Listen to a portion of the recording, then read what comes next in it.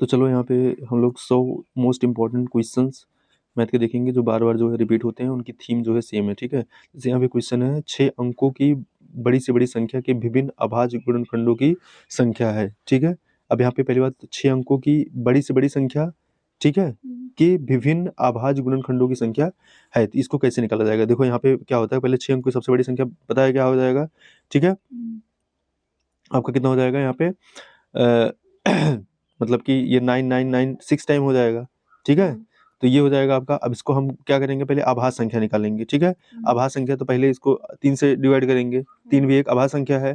ठीक है, फिर 3 से डिवाइड करा, फिर 3 से डिवाइड करा। ठीक है, फिर 7 से डिवाइड करा, फिर 11 से डिवाइड करा, फिर 13 से डिवाइड करा, फिर 7 से डिवाइड करा। ठीक है, मतलब 37 से डिवाइड करा आखिर। अच्छा, यहाँ पे अगर देखो तो सभी के सभी क्या है, अभाज्य संख्या है कि नहीं है? सभी के सभी क्या अभाज्य संख्या है। ठीक है, तो यहाँ पे अब लिखा है कि जो है यहाँ पे क्या हो जाएगा कि कुल अभाज्य संख्याओं का गुणनफल कितना है। यहाँ पे देखो 3 पावर 3 हो गया, 7 पावर 1 हुआ, इतना हुआ, इतना हुआ, इतना हुआ। तो यहाँ पे टोटल कितनी है संख्या है? यहाँ पे टोटल जो है 7 है। ठीक है, अतः विभिन्न अभाज्य गुणनखंडों की संख्या कितनी है? 5। कितनी है? 5। ठीक है, देखो देखो ये, क्योंकि ये तीनों क्या थी, 3 तो ये सेम हो गई ना। ये तो 3 का मतलब क्यूब है ना, एक ही तो आएगा यहाँ पे। अगर देखें तो संख्या तो एक ही है ना, 3 ही है। तो 3 ये हो गया, एक ये, मतलब एक ये, 2 ये, 3 4 5 आएगा समझ। तो आभाज्य संख्या कितनी हो गई? 5। ठीक है, तो इस प्रकार से इसको हम निकाल सकते हैं। कुछ समझ में आ रहा है? बड़ा अच्छा क्वेश्चन, अगर रिपीट हुआ तो ये चीज ध्यान देना। ठीक है, हाँ, तो यहाँ पे याद रखना। अच्छा, 1 से लेके जो है 100 तक कितनी आभाज्य संख्या होती है? प्राइम नंबर 25 होती है। ठीक है, सबसे छोटी जो है प्राइम नंबर कौन सी है? 2 है, जो कि एक क्या है, इवन प्राइम नंबर है। ठीक है, और 2 के बाद जितने भी प्राइम नंबर हैं वो सब क्या होते हैं? ऑड होते हैं। याद है ना? तो यहाँ पे ये चीज जो है पता होना चाहिए। नेक्स्ट यहाँ पे देखते हैं कि जो है यदि 8 अंकीय संख्या, ठीक है, कोई इतने से भाग किया जाता है तो x माइनस वाई का मान है। ठीक है, तो यहाँ पे जो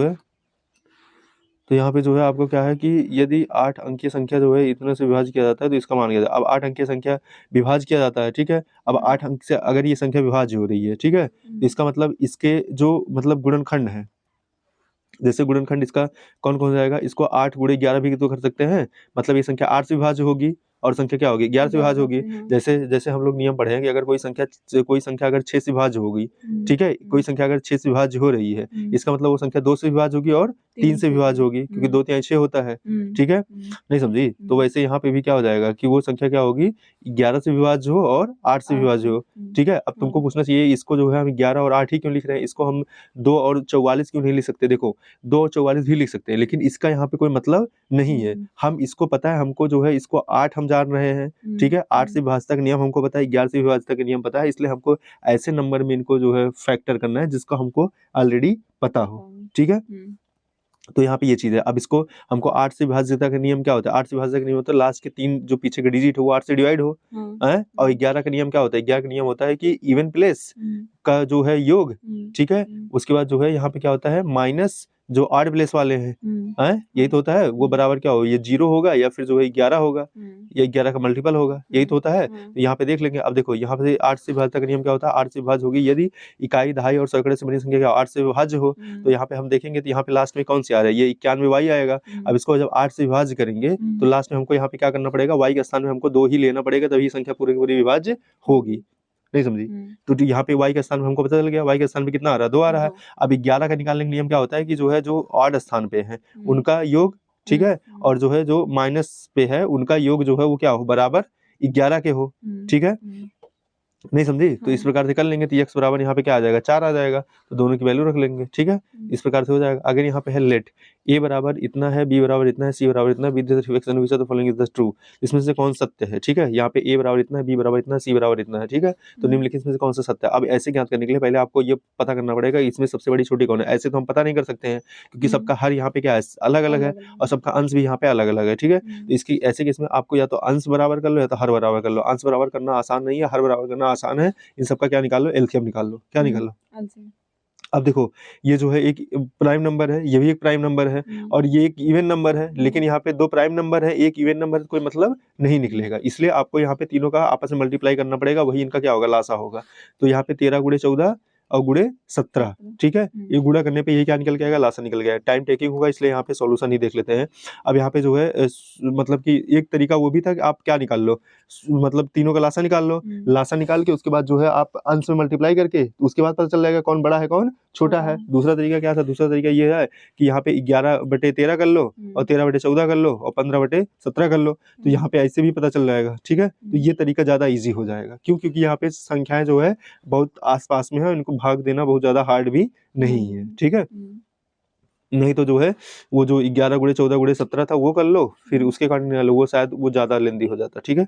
अगर यहाँ पे लिखा है यदि यहाँ पे है 0.139 प्लस इतना है इतना है इतना है, तो यहाँ पे है 2k, तो k का मान गया था। अब इसको अगर आपको सही से जोड़ना आ रहा है तब यहाँ पे k में कोई प्रॉब्लम नहीं होगा, ठीक है। जोड़ने का मतलब ये होता है कि जितने भी यहाँ पे डेसिमल के बाद जितने भी डिजिट होते हैं उनको हमको ध्यान देना पड़ेगा। जैसे सबसे ज्यादा हमको देखना है कि डेसिमल में पहले यहाँ पे आप क्या कर लो, पहले इनका तो पहले मल्टीप्लाई कर लो, ठीक है। इनका मल्टीप्लाई कर लिया, आपने देखा कितने डिजिट पे जो है ये डेसिमल आया 4 डिजिट पे। मतलब अब हमको एक चीज समझ में आ गया, हर एक डिजिट में क्या होना चाहिए, 4 पे होना चाहिए, ठीक है। तो यहाँ पे भी एक 0 लगा लेते हैं, ठीक है। यहाँ पे भी यहाँ पे 0 मतलब कि यहाँ पे 2 0 लगा लेंगे और यहाँ पे 1 0 लगा लेंगे, समझ में आया। तो इस प्रकार से अब इनको हमको ऐड ऑन करना क्या हो जाएगा, इजी हो जाएगा, कुछ समझ में आया। तो इनको इजी ऐड ऑन करना इजी हो जाएगा, इतना आ जाएगा इतना हो जाएगा इतना हो जाएगा, फिर यहाँ पे ये जो है इजी हो जाएगा। बस ये थोड़ा सा ये अगर आपको कैलकुलेट करना चाहिए, यहाँ पे एक्चुअली में ये पूछना क्या चाह रहे थे, ये पूछना चाह रहे थे कि आपको जो है डेसिमल पे ऐड करना आता है कि नहीं आता है, नहीं समझी। तो ये चीज था। नेक्स्ट यहाँ पे है यदि जो है a बराबर इतना दिया है, b बराबर इतना, निम्न से कौन से a और b की स्थित नहीं है, ठीक है। तो a बराबर यहाँ पे क्या है a बराबर है -3/4, ठीक है। b बराबर क्या है 5/6, ठीक है। ये दिया हुआ है, तो यहाँ पे पूछ रहे थे निम्नलिखित में कौन सा a b के बीच स्थित नहीं है। तो आप कैसे पता करेंगे a और b के बीच कौन सा स्थित नहीं है, तो इसको देख लो, डिवाइड करके देख लो, ठीक है। इसको डिवाइड करा कितना आया, -0.75 आया और ये कितना है 0.83 आ गया, ठीक है। अब इसको डिवाइड कर लेंगे, ये कितना आया 0.4 आ गया, ये इतना आ रहा है और ये इतना आ रहा है। तो इसमें सिंपल सी बात है कि जो है यहाँ पर आपका जो है ये 0.007 आया है, ये तो 0.74 की क्या होगा, बाहर ही तो होगा, आया कि नहीं समझ में, नहीं समझी। तो ये इसलिए आपका ऑप्शन जो है ये 2 वाला नहीं होगा, मतलब बी वाला, समझ में आया, ठीक है। तो ये चीज जो है आपको आइडिया होना चाहिए यहाँ पे। नेक्स्ट यहाँ पे जो है कि गुणनफल को मानक द्वारा व्यक्त किया जाता है, तो यहाँ पे 2, तो यहाँ पे अब मानक का मतलब क्या होता है, मानक मतलब होता है कि आप जो है एक डिजिट, मतलब डेसिमल के पहले एक डिजिट रहेगी, ठीक है, क्या रहेगी, डेसिमल के पहले एक डिजिट रहेगी, उसके बाद जो है अब उसको व्यक्त करोगे। जैसे देखो मानक समय में जो है, देखो ये वाला जो है इनका मानक है, ठीक है। देखो ये मानक है, आया नहीं समझे कि मतलब जो है देखो ये वाला मानक नहीं था क्योंकि डेसिमल के पहले 2 डिजिट थी, ठीक है। तो ये वाला आपका क्या होगा, मानक होगा, ठीक है। मानक होगा तो जो है जब इसको सॉल्व करोगे आप तो इतना हो जाएगा, इसको कंपेयर करोगे, ठीक है। तो k का जो है इतना निकल के आएगा, ठीक है। और n बराबर कितना आ जाएगा -1 है, दिख रहा है, वैल्यू पुट कर दो। तो सिंपल सा बात है, आपको मानक आना चाहिए। फिर यहाँ पे लिखा है 2 संख्याएं के अनुपात में, यदि प्रत्येक संख्या में 12 जोड़ा जाए तो अनुपात इतना हो जाता है। 2 दी गई संख्या को योग ज्ञात कीजिए। भाई सिंपल सी बात है ना, प्रत्येक अनुपात कितना है, जो है 3/5 है, पहली संख्या 3 मान लिया, दूसरी संख्या कितना मान लिया 5x, ठीक है। अब इनमें क्या 12 जोड़ा जाता है, 12 यहाँ पे जोड़ लो, 12 यहाँ पे भी जोड़ दो, ठीक है। इनका नया अनुपात क्या हो जाता है 5/7। इसी को सॉल्व करना है नहीं समझ में, इसी को सॉल्व कर लेंगे। यहाँ पे देखो ये है, ठीक है, 5/7। अब इसको जो है यहाँ पे इसको एक ब्रैकेट में इसको क्रॉस मल्टीप्लाई कराओ, तो यहाँ पे क्या होगा 7 × 21 हो जाएगा और 12 × 84 ऐसे 5 × 25 और 12 × 60, ठीक है। तो यहाँ पे x कितना आया 6 आ गया, ठीक है। अब x की वैल्यू रख दो, यहाँ पे पहली संख्या कितनी हो जाएगी 3x, 18, दूसरी संख्या कितनी आएगी 30, 18 और जो है कितना हो जाएगा 30, 48 आएगा नहीं, सही है।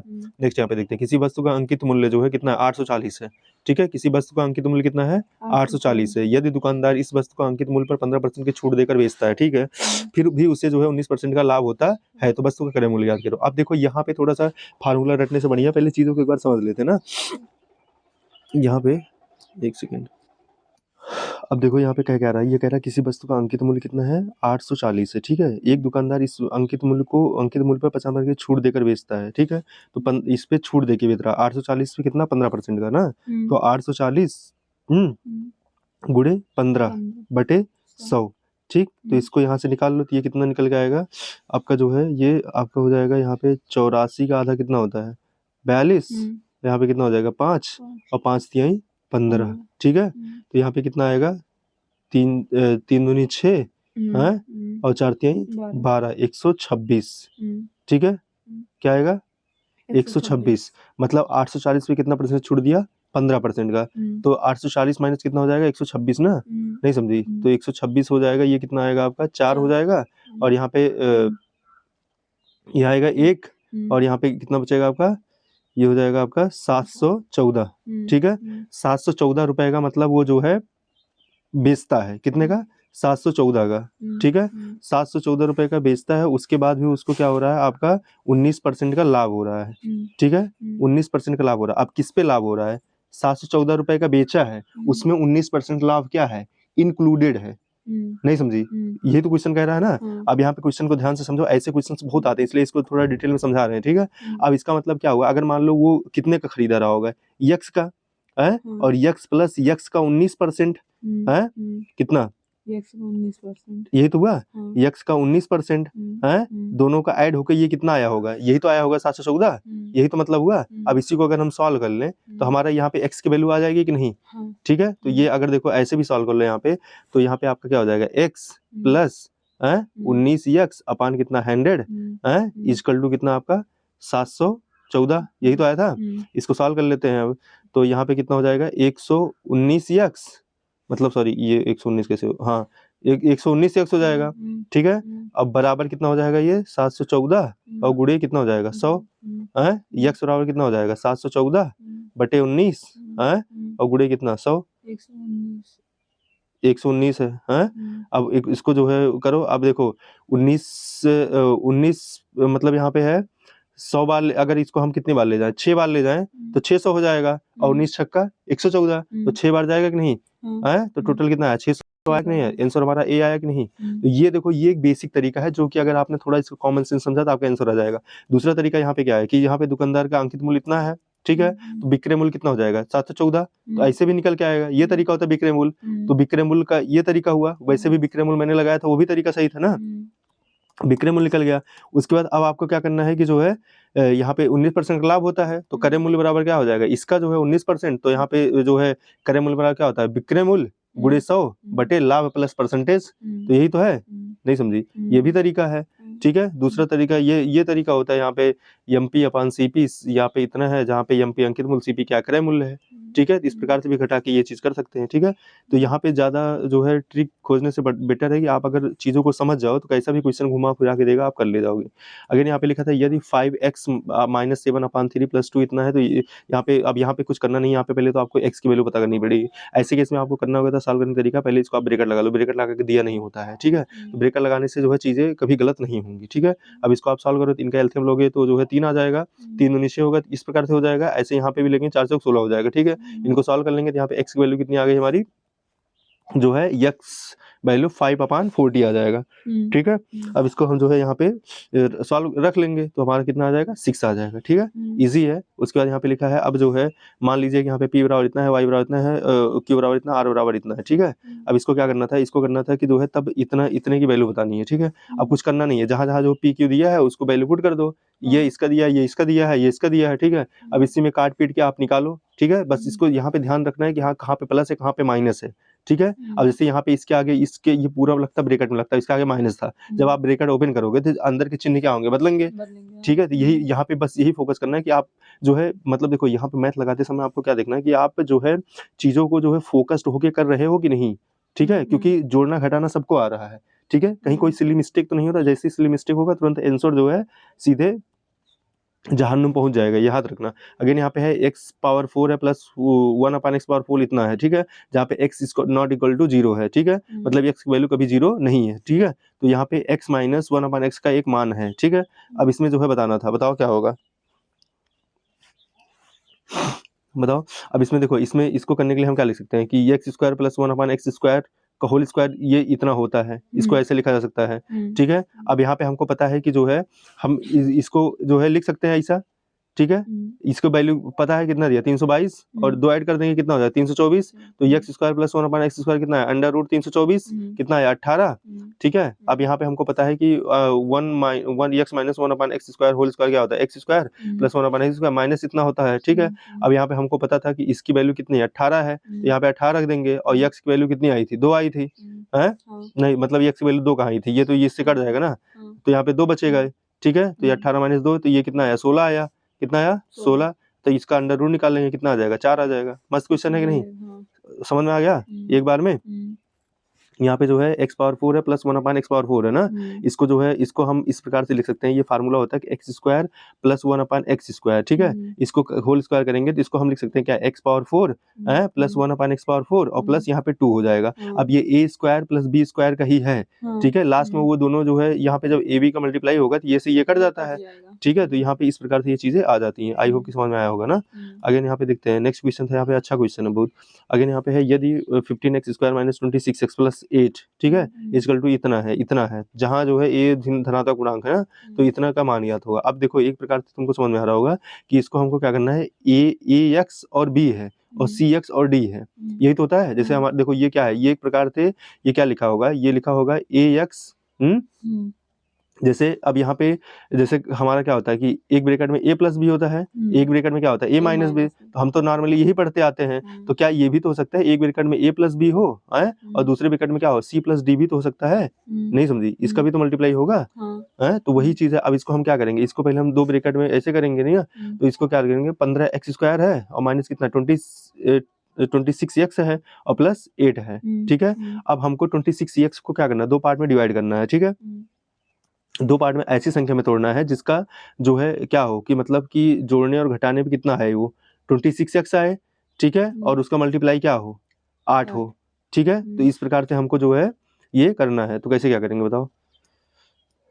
यहाँ पे एक चीज ध्यान देना है, यहाँ पे जो मल्टीप्लाई होगा वो 8 नहीं होगा, वो यहाँ पे जो यक्स का जो आगे का मल्टीप्लाई होता है, ठीक है, यक्स के जो आगे जो यहाँ पे पूर्णांक होता है इसका और इसका मल्टीप्लाई के क्या हो, बराबर हो, ठीक है। इसको ऐसे दो संख्या में हमको डिवाइड करना होता है, ठीक है। तो देखो 15 अट्ठे कितना होता है, 120 होता है, और इसको क्या हम 26 को 20 प्लस 6 कर सकते हैं कि नहीं, 20 प्लस 6 करेंगे तो कितना हो जाएगा, 26 हो जाएगा है, और 20 छक्का 120 होगा कि नहीं समझी, ठीक है। तो इसको ऐसा कर सकते हैं। तो देखो यहाँ पे क्या होगा, जैसे यहाँ पे है, अब देखो यहाँ पे क्या 15x स्क्वायर है माइनस 26x है 8 है, इसको ऐसे करना है तो इसको हम क्या लिख सकते हैं 15x स्क्वायर, और इसको हम क्या लिख सकते हैं, जैसे इसको ब्रैकेट में ऐसे लगाएंगे, ठीक है, और यहाँ पे ऐसा कर सकते हैं।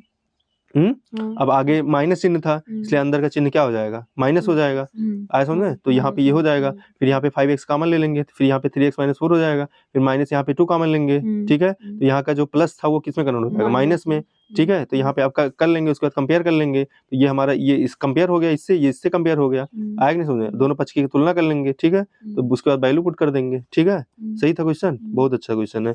आगे लिखा है त्रिभुज एबीसी में और त्रिभुज एडी में यदि AB बराबर EF है, BC बराबर D है, तो यहाँ पे जो है इसमें पूछना है कौन सा जो है त्रिभुज किसके बराबर है। लिखा है कि दो त्रिभुज हैं, ठीक है। यहाँ पे एक त्रिभुज ABC है, यहाँ पे क्या है, एक त्रिभुज है ABC, ठीक, क्या है ABC है, ठीक है। एक दूसरा त्रिभुज क्या है आपका, यहाँ पे लिखा है DE और F, ठीक है। यदि AB बराबर क्या है, EF है, AB, ठीक है, और क्या है EF के बराबर है, ठीक है, और BC जो है, ठीक है, क्या है BC, ठीक, किसके बराबर है, DE के बराबर है, तथा CA बराबर क्या है, FD है, CA बराबर क्या है, FD है, CA बराबर FD है। तो अब इसमें जो है हम इसमें क्या जो है कह सकते हैं बताओ, मतलब ये भुजा इसकी एक भुजा के बराबर है, इसकी एक भुजा इसकी एक भुजा के बराबर है, ठीक है। तो इसमें जो है हम क्या कह सकते हैं बताओ।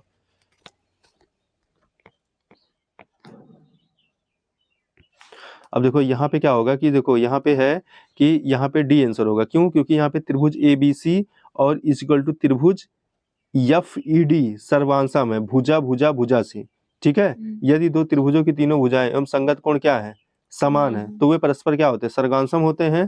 किंतु ये प्रायः केवल तीन संगत अंगों की समानता प्रदर्शित कर देना ही सर्वांगता सिद्ध करने के लिए पर्याप्त होता है। तो इसमें भुजा कोण होता है, भुजा कोण भुजा होता है, साइड एंगल साइड, ठीक है, भुजा भुजा भुजा होता है, ठीक है, साइड साइड साइड होता है, ठीक है, और एक में क्या होता है भुजा मतलब यहाँ पे एंगल साइड एंगल होता है, ठीक है। इन प्रकार से तीनों से करा जाता है। तीनों तरीके से आप जो है किसी भी एंगल को क्या कर सकते हो, मतलब कि उस बोल सकते हो कि हाँ ये दोनों त्रिभुज क्या है, आपस में बराबर है, ठीक है, नहीं समझी। तो इस प्रकार से हम इसको बोल देंगे, ठीक है। हाँ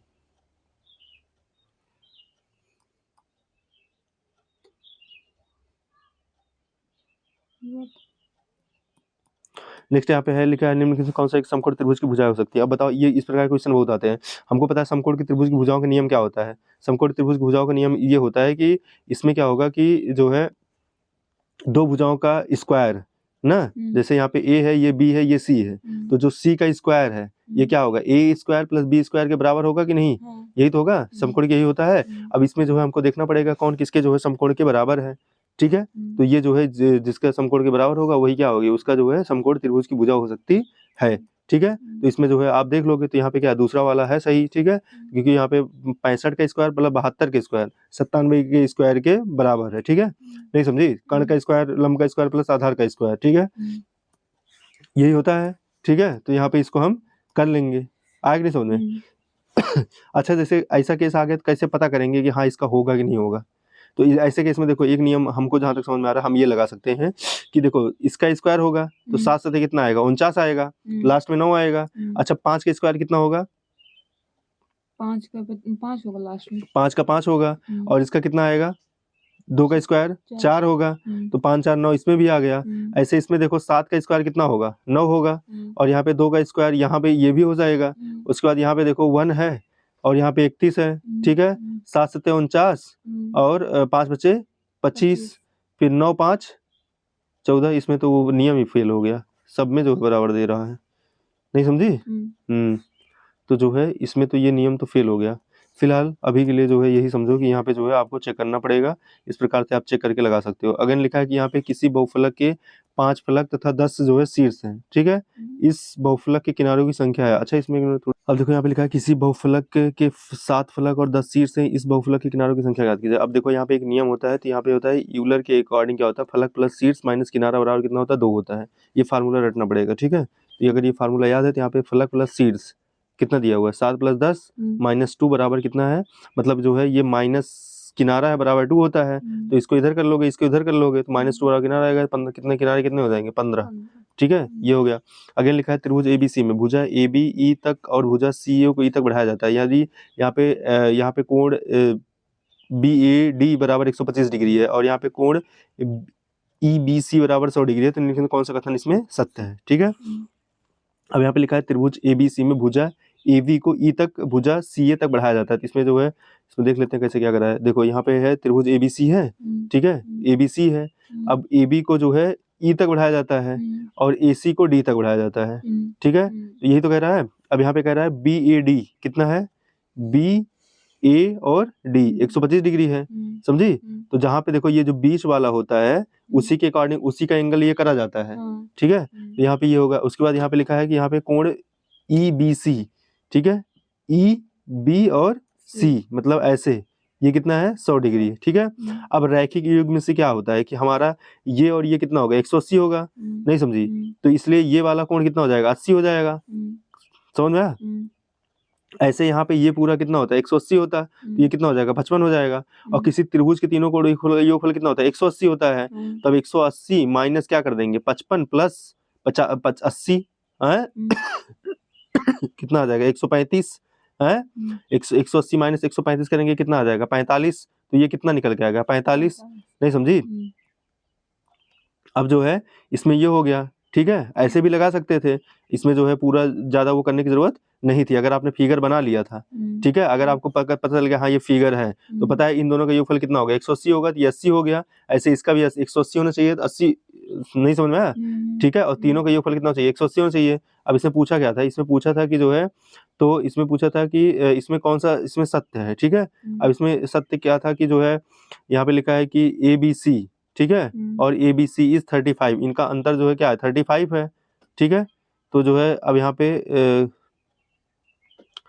ABC, ठीक है, A B और C, और क्या था ABC हो नहीं, मतलब यहाँ पे था BAD, यहाँ पे लिखा ABC हो गया, ABC, ठीक है, ABC हो गया। उसके बाद जो है EBC है, EBC, ठीक है। अब इनका अंतर पूछा था। ठीक है, तो EBC ये कितना है, 100 है। ठीक है, और जो है यहाँ पे नहीं ये पूछा है ना, ये सी भी ये पूछा है, इसको देखना हमको, हम ये देख रहे थे। तो यहाँ पे कितना हो जाएगा 35 हो जाएगा, क्योंकि यहाँ पे कितना है, ये ए सी बी कितना है, ए सी बी ये कितना है तुम्हारा, ए सी बी ये कितना 45 है, 45 और ये कितना है 80 80 है। 45 माइनस 50 कितना आएगा, 35 नहीं आएगा, समझी। तो यही था अंतर, तो ये सही हो जाता। इसमें देखो ये सब पूरा करने की कोई जरूरत नहीं थी, आया कि नहीं समझ में। अगर बस यही फिगर ये बन जाता अच्छे से, ठीक है, उसके बाद जो है ये समझ जाते इतना तो काम हो जाता, ठीक है, पूरा करने की जरूरत नहीं थी। नेक्स्ट यहाँ पे है, यदि जो है समलंब फिगर में इतना लंब है, इतना जो है इतना है रेशियो है, यदि समलंब का क्षेत्रफल इतना है और ये बीच की दूरी इतनी है, तो यहाँ पे एस आर की लंबाई बताइए, ठीक है। समलंब पे बार बार क्वेश्चन आता है, ठीक है। यहाँ पे है समलंब चतुर्भुज, यहाँ पे है तो इस पे लंब है, तो यहाँ पे माना पी क्यू बराबर कितना है 3x है, एस आर बराबर कितना 2x है। समलंब चतुर्भुज का क्षेत्रफल कितना होता है, हाफ समांतर भुजाओं का योग इनटू समांतर भुजाओं के बीच की दूरी, ये होता है फार्मूला, ये आपको रटना पड़ेगा ना। समलंब चतुर्भुज का क्षेत्रफल कितना होता है, हाफ इंटू समांतर भुजाओं का योग गुणे समांतर भुजाओं के बीच की दूरी। अब यहाँ पे क्षेत्रफल दिया हुआ था 480 था, तो हाफ हो गया। समांतर भुजाओं का योग कितना मान लिया हमने, उनको रेशियो दिया हुआ था, ठीक है, 3x और 2x से रेशियो दिया है, 2/3 था कि 3, हाँ 3/2 है ना, नहीं समझी। तो हम इसको 2x और इसको मान सकते हैं ना 3x, और बीच की दूरी कितनी है 12 है, ठीक। x बराबर कितना आ गया 16, तो यस आर की लंबाई कितनी हो जाएगी 2x, ठीक है, कितना आ जाएगा 32, ठीक है। नेक्स्ट यहाँ पे 88 सेंटीमीटर गुणे 10 सेंटीमीटर माप वाले एक आयताकार कागज के टुकड़े को बिना अति व्यापन किए मोड़कर 1-10 सेंटीमीटर ऊंचाई का बेलन बनाया जाता है। तो बेलन की धारिता लीटर में है, मतलब ये कह रहे हैं, ये जो है इसको जो है ये है, ये आपका है, ठीक है। अब इसको क्या करा गया, ऐसे कन्वर्ट कर दिया गया, ठीक है। अब इसमें जो है धारिता पूछा है, धारिता मतलब क्या होता है, जो है आयतन, ठीक है, धारिता मतलब क्या होता है, आयतन, ठीक है। तो बेलन का आयतन क्या होता है, पाई आर स्क्वायर एच होता है, ठीक है। अब यहाँ पे देखो पहली बात तो जो है ये जो बेलन की जो परिधि होगी, जैसे अब इसको क्या करा गया, ऐसे ही तो मोड़ा गया है, ठीक है, तो ये कहीं ना कहीं ये क्या हो जाएगा, ये पूरी परिधि होगी है, तो जो ये पूरे परिधि आएगी निकल के, ये क्या होगी 88 ही तो होगा, जो इसकी चौड़ाई लंबाई थी, और इसकी जो ऊंचाई थी ये क्या होगा 10 सेंटीमीटर ही होगा, ठीक है। तो यहाँ पे 2 पाई आर से जो है यहाँ पे आर की वैल्यू कितनी निकल के आ गई 14 सेंटीमीटर, ठीक है। अब इसका जो है धारिता निकालना है, ठीक है, पाई आर स्क्वायर एच है, तो यहाँ पे पाई/7 हो जाएगा, है मतलब 12/7 हो जाएगा, 14 गुणे 14 हो गया, ठीक है, और गुणे 10 हो जाएगा, कितना आएगा, इतना सेंटीमीटर क्यूब आ जाएगा, है। अब 1 लीटर बराबर कितना होता है 0.001 घन मीटर होता है। अब बेलन की धारिता कितनी हो जाएगी, इतना जो है लीटर हो जाएगा, आएगा नहीं सोने। इस प्रकार से इसको निकाल लेंगे, सही ना। किसी घन का आयतन इतना समझे, इसका पार्श्व पृष्ठ क्षेत्रफल सेंटीमीटर में ज्ञात कीजिए। किसी घन का आयतन जो है, घन का जो आयतन होता है, इसका पार्श्व जो है पृष्ठ क्षेत्रफल। अब यहाँ पे घन का पार्श्व क्षेत्रफल क्या होता है, यहाँ पे 2 इन जो है यहाँ पे होता है 6 इंटू भुजा का स्क्वायर, यही तो होता है, बराबर कितना हो जाएगा 51, ये हो जाएगा। अब इसी को सॉल्व कर लो, यहाँ पे आएगा नहीं समझे। पृष्ठीय क्षेत्रफल ए स्क्वायर हमको चाहिए, तो ए स्क्वायर बराबर कितना हो जाएगा आपका जो है यहाँ पे 21 97/6 कर दो ना, तो 6 त्रिक 18 है।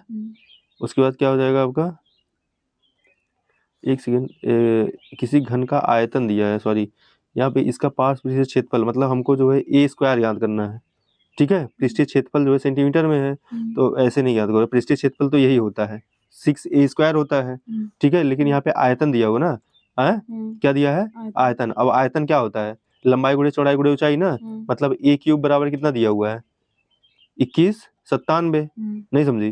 तो ये किसका है, ये 2197, बताओ।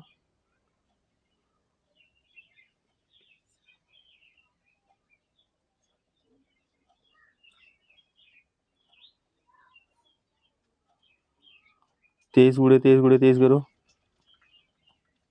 कितना आएगा, इसका यूनिट देख लेते हैं कितना है ये जो है यहाँ पे होता है, ये आएगा कितना 13 का आएगा, किसका आएगा 13 का, ठीक है। इसका करोगे तो ये कितना निकल जाएगा 13 का निकल जाएगा, तो 13 का हो गया। अब घन का पार्श्व पृष्ठीय क्षेत्रफल है, ठीक है, तो पार्श्व पृष्ठीय क्षेत्रफल कितना होता है 4a², ठीक है, क्या हो जाएगा 4a², ठीक। तो यहाँ पे जो है आपका जो है 4 × 13 हो जाएगा, समझ में आया। तो यहाँ पे ये पूछा था, पृष्ठीय क्षेत्रफल नहीं पूछा था, क्या पूछा था पार्श्व पूछा था, ठीक है, पीछे का पूछा था, तो पीछे का क्या होगा 4a², ठीक। अगेन है, what is the mean of the range mode and the median of the given node. इसमें ये कई बार इसमें पूछा जाता है, अगर आपको पता है कि मध्यिका क्या होता है, ठीक है। अगर विषम है तो इस प्रकार से उपपदवा होता है, ठीक है, तो मध्य का 6 आ जाएगा। और जो बार बार आते हैं तो आवृत्त वाले हो गए, बहुलक हो जाते हैं। और परिसर होता है, दोनों का अंतर ऑलरेडी कर चुके हैं। इनका माध्य क्या होता है, तीनों का निकाल के उसके बाद जो है बटे 3 कर दो, ठीक है। अगेन लिखा है कि जो है नेक्स्ट क्वेश्चन देखते हैं यहाँ पे। नेक्स्ट यहाँ पे है कि जो है एक घनाकार गोदाम की लंबाई, चौड़ाई तथा ऊंचाई क्रमशः इतना सेंटीमीटर, इनके अंदर जो है कितने घनाकार डिब्बे रखे जा सकते हैं यदि प्रत्येक डिब्बे की लंबाई जो है इतनी है सेंटीमीटर है, ठीक है। तो पहले जो है इनको क्या करेंगे, जो घनाकार जो गोदाम की लंबाई चौड़ाई, पहले इनका जो है हम क्या निकाल लेंगे, आयतन निकाल लेंगे, ठीक है। क्या निकाल लेंगे, आयतन, ठीक है। तो जो है मतलब कि उसके बाद जो है जो छोटा वाला है उसके आयतन से क्या कर देंगे, डिवाइड कर देंगे। आया कि नहीं समझ में। तो यहाँ पे देखो यही करा गया है। तो यहाँ पे डिब्बों की संख्या कितनी हो जाएगी, घनाकार गोदाम का आयतन, ठीक है, प्रत्येक डिब्बों का आयतन। आया कि नहीं समझ में। तो यहाँ पे क्या करेंगे, डिवाइड कर लेंगे हम। तो डिवाइड कर लेंगे, कितना आ जाएगा, 4800। आया कि नहीं समझ में। तो ये चीजें हैं, ठीक है। नेक्स्ट यहाँ पे है किसी लंब वृत्तीय बेलन के आधार की परिधि कितना है, इतना सेंटीमीटर, यदि उसकी ऊंचाई तो बेलन का आयतन ज्ञात कीजिए। अब बेलन का आयतन क्या होता है, बताओ, बेलन का आयतन क्या होता है आपका। अब यहाँ पे लिखा है लंब वृत्तीय बेलन की आधार की परिधि, ठीक है, कितना है। आधार की परिधि क्या होगी, आधार की, जैसे कोई बेलन होता है तो उसकी आधार की परिधि क्या होती है, एक प्रकार से वृत्त ही तो होता है, ऐसे ही तो होता है। तो ये क्या हुआ, सर्कल ही होता हुआ। तो सर्कल का क्या होता है, 2πr होता है, तो वही उसका भी हो जाएगा। तो 2πr है, इतना है। यहाँ पे r की वैल्यू पता चल गई। अब बेलन का आयतन क्या होता है, πr² होता है, ठीक है। अब यहाँ पे जो है वैल्यू पुट कर देंगे, हमको r की वैल्यू चाहिए थी, ठीक है। इसमें क्या करना होता है, मतलब इस देखो एक वैल्यू आपको डायरेक्टली दी है, एक वैल्यू आपको पहले इनडायरेक्टली दी रहेगी, उसको पहले आपको फाइंड आउट करना पड़ेगा, उसके बाद मेन फार्मूले में आपको वैल्यू पुट करना होगा, ठीक है। अगेन यहाँ पे है किसी चतुर्भुज का क्षेत्रफल इतना सेंटीमीटर स्क्वायर है, इसके विकर्ण पर इसके सम्मुख शीर्षों पर डाले गए लंबों की लंबाई इतनी इतनी सेंटीमीटर, इस विकर्ण की लंबाई क्या है, ठीक है। अब इसमें क्या करते हैं, मानो चतुर्भुज क्षेत्रफल ए है, दोनों लंबाइयाँ इतनी इतनी करने से विकर्ण ये है, ठीक है। अब चतुर्भुज क्षेत्रफल क्या होता है कि 1/2 दोनों जो यहाँ पे लंबाइयाँ हैं, ठीक है, उनका योग और गुणे क्या होता है, विकर्ण होता है, ये तो होता है। तो यहाँ पे क्षेत्रफल दिया हुआ है, तो यहाँ पे बस ये करना था। इसमें मेन चीज क्या था, मेन चीज यहाँ पे ये फार्मूले का रोल था। चतुर्भुज क्षेत्रफल अगर जो है दिया हुआ है, ठीक है, तो मानो चतुर्भुज क्षेत्रफल ए है तो दोनों लंबाइयाँ क्रमशः कितनी है, L1 L2 है, ठीक है, और विकर्ण क्या है, D है, ठीक है। तो ये इस प्रकार से आपका ये निकल के आएगा, ठीक। कुछ समझ में आया। यहाँ पे मेन फार्मूला इसका था, अगर ये फार्मूला पता है तो ये क्वेश्चन हो जाता। फिर यहाँ पे है कि यदि इतना है तो यहाँ पे x², यहाँ पे आप पहले तो x की वैल्यू फाइंड आउट करनी पड़ेगी, उसके बाद x की वैल्यू उठा के यहाँ पे पुट कर दो। आएगा नहीं समझ में। तो यहाँ पे पहले x की वैल्यू निकाल लो, इसको सॉल्व करो, पूरा सॉल्व करने के बाद x वैल्यू कितनी आ जाएगी, -2y3 आ जाएगी, ठीक है। उसके बाद जो है इक्वेशन में 2y3 पुट करके इसको सॉल्व कर लो, ठीक है। यहाँ पे देखो स्क्वायर है तो ये पॉजिटिव हो जाएगा, और यहाँ पे माइनस था, यहाँ पे प्लस था, तो ये भी क्या हो जाएगा, पॉजिटिव हो जाएगा, ठीक है। उसके बाद यहाँ पे लिखा है यदि a बराबर कितना है, 1 है, b बराबर कितना -3, c बराबर -2 है, तो a यहाँ पे ब्रैकेट में a + b² + c² का मान याद करिए, सबका है। तो यहाँ पे जहाँ पे जो a की वैल्यू जो b की वैल्यू वही पुट करना है, पुट करके इसको सॉल्व करना है। सॉल्व करने में ये जैसे यहाँ पे अगर माइनस प्लस को आपने ध्यान रखा, जैसे किसी का स्क्वायर कर रहे हो, अगर वो नेगेटिव है तो पॉजिटिव हो जाएगा, है नहीं समझी। तो ये चीज अगर दिमाग में है तो यहाँ पे क्या हो जाएगा, चीजें सही हो जाएंगी। जैसे यहाँ पे आपने क्या किया, जैसे यहाँ पे देखो, यहाँ पे ये क्या हो जाएगा, ये 3+ हो जाएगा, 2+ हो जाएगा, मतलब ये इसके आगे स्क्वायर तो है नहीं, इसलिए ये निगेटिव ही रहेगा। तो यहाँ पे ये चीज है, ठीक है, ये पॉजिटिव हो जाएगा, ये भी पॉजिटिव होगा, ये भी पॉजिटिव हो जाएगा, ये नेगेटिव ही रहेगा, लेकिन यहाँ पे इसके आगे माइनस है, ये दोनों क्या हो जाएगा, प्लस हो जाएगा। आएगा नहीं समझ में। इस प्रकार से चीजें जो है आपको समझनी पड़ेंगी, ठीक है। अब यहाँ पे जो है ये पूछा है कि व्यंजक ये जो है बराबर है, ये किसके बराबर है। अब इसको सॉल्व करके जो है हमको क्या करना था, इसको बराबर करना था। तो इसमें पहले इसमें मल्टीप्लाई करेंगे, ठीक है, मल्टीप्लाई करके इसको क्या करो, सॉल्व करो, ठीक है। अब यहाँ पे हमको पता है कि जो है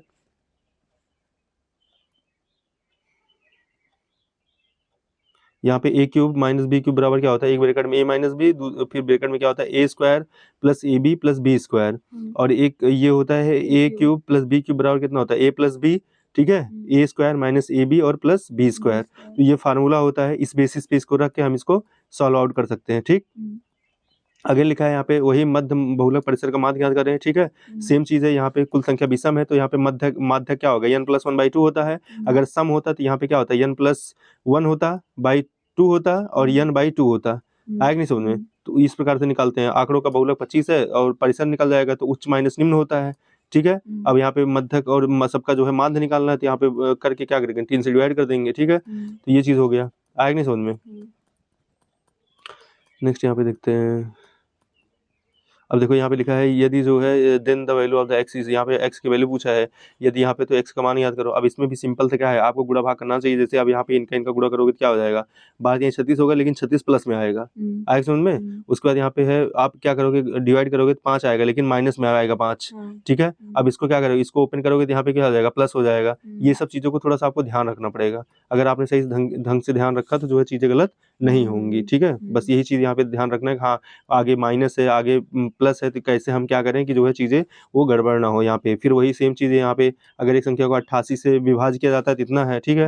अब 8 अंकों की संख्या 88 विभाज्य का नियम क्या है, 8 गुणे 11 करना है। 8 का विभाजक नियम क्या है, पीछे के 3 अंक 8 से डिवाइड होने चाहिए। और जो है जो इवन वाले हैं, जो ऑड वाले हैं, उनका जो है योगफल या तो 0 हो या तो क्या 11 के बराबर हो या तो 11 का गुणनखंड हो, ठीक है। तो यहाँ पे ये भी निकाल लेंगे, ये निकल जाएगा, सही है।